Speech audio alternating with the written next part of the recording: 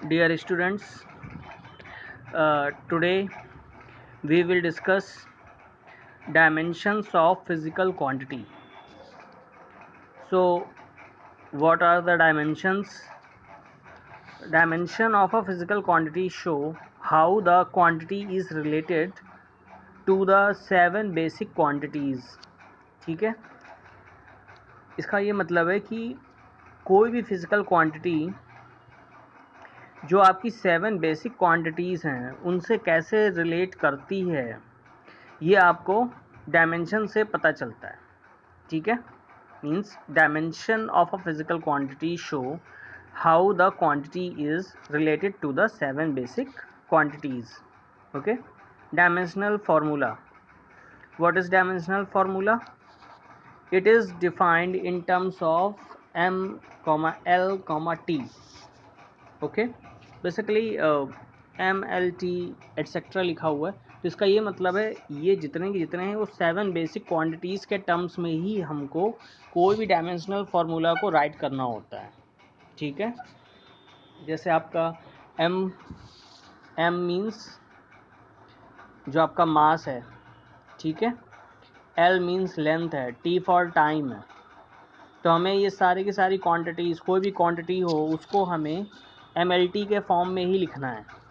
ठीक, और जो कुछ भी जैसे एम्पियर है तो उसको A से डिनोट करते हैं.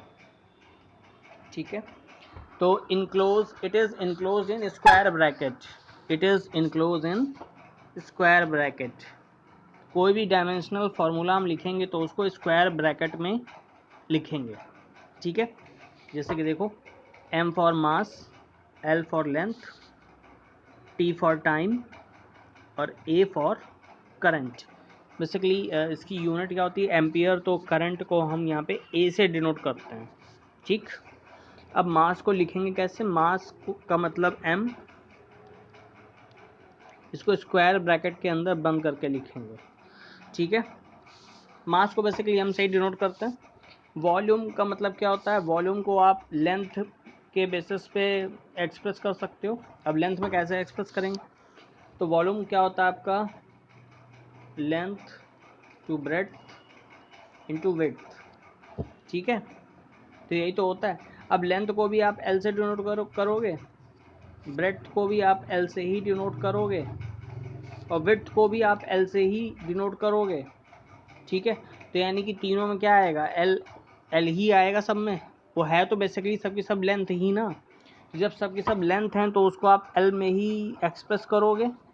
तो यहाँ पे ये क्या हो जाएगा? लेंथ का क्यूब, लेंथ क्यूब हो जाएगा. ठीक है, ये क्या हो जाएगा? Volume equal to length cube. और लेंथ का मतलब आप इसको एक्सप्रेस करोगे L में, इन टर्म्स ऑफ L. तो ये हो गया L क्यूब. ठीक है, ये क्या हो गया? ये हो गया आपका L क्यूब. ओके, तो ये आपका L क्यूब हो गया. इसको आप स्क्वायर ब्रैकेट में बंद कर दोगे. अब जैसे आपको अदर क्वांटिटीज़ को उनका डायमेंशनल फार्मूला लिखना है, तो अब बात करते हैं एक्सेलरेशन की. तो एक्सेलरेशन का फार्मूला क्या होता है? सबसे पहले आपको मैं बता दूं, आपको किसी भी क्वांटिटी का जिसका भी डायमेंशनल फार्मूला लिखना है तो सबसे पहले आपको उसका जो स्टैंडर्ड जो फार्मूला है वो पता होना चाहिए. अगर आपको वो नहीं पता है तो आप उसका डायमेंशनल फार्मूला नहीं लिख पाओगे. ठीक है, तो बात करते हैं एक्सेलरेशन की. तो acceleration is defined as the change in velocity per unit time. ठीक है, तो वेलोसिटी अपॉन टाइम आपने इसको ऐसे एक्सप्रेस किया, acceleration is equal to velocity upon time. और velocity is further define as displacement upon time. I think you people know very well. Velocity is what?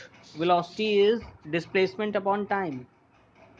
Velocity is equal to displacement upon time. ठीक है, तो अब देखो velocity को आपने लिख दिया डिस्प्लेसमेंट अपॉन टाइम और यहाँ पे टाइम पहले से ही है यहाँ पे. तो ये क्या हो गया? अब डिस्प्लेसमेंट को आप रिप्रेजेंट करोगे L से और टाइम आपका दो बार है, 2 टाइम्स है. ठीक है, तो 1 टाइम को आपने ये T को स्क्वायर ब्रैकेट, फिर T को फिर स्क्वायर ब्रैकेट. ठीक है, तो ये हो गया आपका, ये इस तरीके आ गया. तो L upon T into T, ठीक है। अब यही टी जब आपका ऊपर चला जाएगा, इसको मतलब एक सिंगल लाइन में जैसे लिखना होगा, तो ये आपका आ जाएगा L तो ऊपर ही था, ये हो जाएगा T into T, T square. ये ऊपर जब जाएगा तो इन्वर्स हो जाएगा एल टी माइनस टू, ठीक है, एल टी माइनस टू। तो जो एक्सेलरेशन है इसका डायमेंशनल फार्मूला आपका हो गया एल टी माइनस टू, ठीक है, निकाल लेंगे। फिर से एक दूसरा देखते हैं, वर्क। तो वर्क का फार्मूला क्या होता है, सबसे पहले आपको फार्मूले पे जाना है। तो work is defined as force into displacement, और फोर्स क्या होता है, F equal to M A, F equal to M A into ये फोर्स इंटू डिस्प्लेसमेंट होता है, तो M A into D, D is for displacement. तो एम को तो आप, क्योंकि एम जो है वो मास है, तो एम को आप एज इट इज़ एम ही लिख दोगे। ए आपका एक्सेलरेशन है, तो एक्सेलरेशन का भी अभी आपने फाइंड किया है L into T minus two, ठीक है, एल टी माइनस टू आपने ए का फाइंड किया है डायमेंशनल फार्मूला। और डी यानी डिस्प्लेसमेंट, तो डिस्प्लेसमेंट का फिर से एल से डिनोट करेंगे, तो यहाँ पे इसका जो फार्मूला आ जाएगा M L square T minus two, ठीक है। तो एम इंटू ये एल दो बार है, तो ये एल स्क्वायर हो जाएगा और ये टी माइनस टू हो जाएगा, ठीक है। तो डब्ल्यू इक्वल टू, जो डब्ल्यू का जो फार्मूला है डायमेंशनल फार्मूला है वो M L square T minus two. ऐसे ही बात करेंगे प्रेशर की। तो प्रेशर क्या होता है, प्रेशर P इक्वल टू होता है आपका F upon a, P equal to F upon a, ठीक है। तो जैसे P इक्वल टू हो गया F अपॉन ए। अब F इक्वल टू होता है एम ए का मतलब होता है L इंटू एल, ठीक है। एरिया कैसे निकालोगे, L इंटू एल ही तो करोगे, ठीक है। अब ए का होता है L T minus to,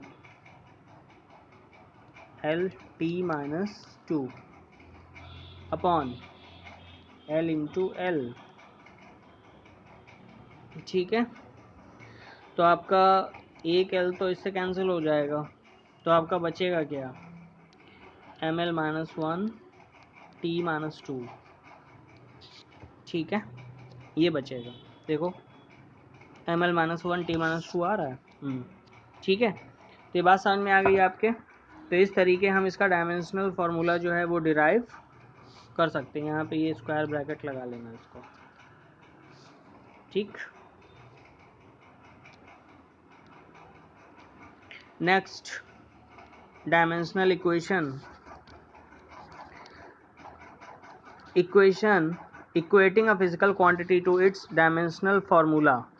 dimensional equation क्या होती है, equating a physical quantity to its dimensional formula. तो W इक्वल टू क्या हो गया, M L square T minus two, ये डायमेंशनल फार्मूला हो गया, M L square T minus two, ठीक है। अब बात करेंगे कंक्लूजन की। तो कंक्लूजन ये है, are dimensionally correct equation need not to be actually an exact or correct equation but are dimensionally wrong, means incorrect, or incorrect equation must be wrong, ठीक है। मतलब आप अगर किसी इक्वेशन को आपने डायमेंशंस उसके चेक किए, ठीक है, डायमेंशनली कोई भी इक्वेशन अगर करेक्ट है, अगर कोई भी डायमेंशनली इक्वेशन कोई भी डायमेंशनली करेक्ट है, तो इसका ये मतलब नहीं कोई इक्वेशन भी सही होगी, मतलब जो आपने इक्वेशन लिखी वो सही हो। लेकिन अगर कोई इक्वेशन डायमेंशनली इनकरेक्ट है, तो वो इक्वेशन 100% रॉन्ग होगी, ये याद रखना। अगर डायमेंशनली इनकरेक्ट इक्वेशन अगर प्रूव हो गई, means LHS equal to RHS नहीं है, जैसे आपने अभी देखा एक्सेलरेशन की जो इक्वेशन थी वो ML टी माइनस टू आ रहा था, एक्सेलरेशन का एल टी माइनस टू, ठीक है, एक्सेलरेशन के एल टी माइनस टू आ रहा है। तो अगर कहीं पे एम ए है, ठीक है, मतलब अगर वो चीज़ प्रूव नहीं हो रही है, जो भी आपने डायमेंशनली अगर इक्वेशन इनकरेक्ट आ रही है, तो वो इक्वेशन ऑलवेज रॉन्ग होगी। ये मतलब इसका जो फाइनल वर्ड है वो ये है। और अगर कोई इक्वेशन डायमेंशनली करेक्ट है लेकिन वो हमेशा करेक्ट होगी, ये भी गारंटी नहीं है। ठीक है, मतलब हो सकता है 90% चीज़ें करेक्ट हो जाएं, ठीक है, लेकिन 100% ऐसा होगा ये ज़रूरी नहीं। ठीक है, बस एक चीज़ इसमें जो कैच है वो ये है, इतना इतना याद रखना, dimensionally incorrect equation is always wrong. ठीक है, अगर कोई क्वेश्चन डायमेंशनली इनकरेक्ट है तो वो ऑलवेज रॉन्ग होगी, बस इतना याद रखो। अगर डायमेंशनली करेक्ट है तो ज़रूरी नहीं कि वो हमेशा सही हो। ठीक,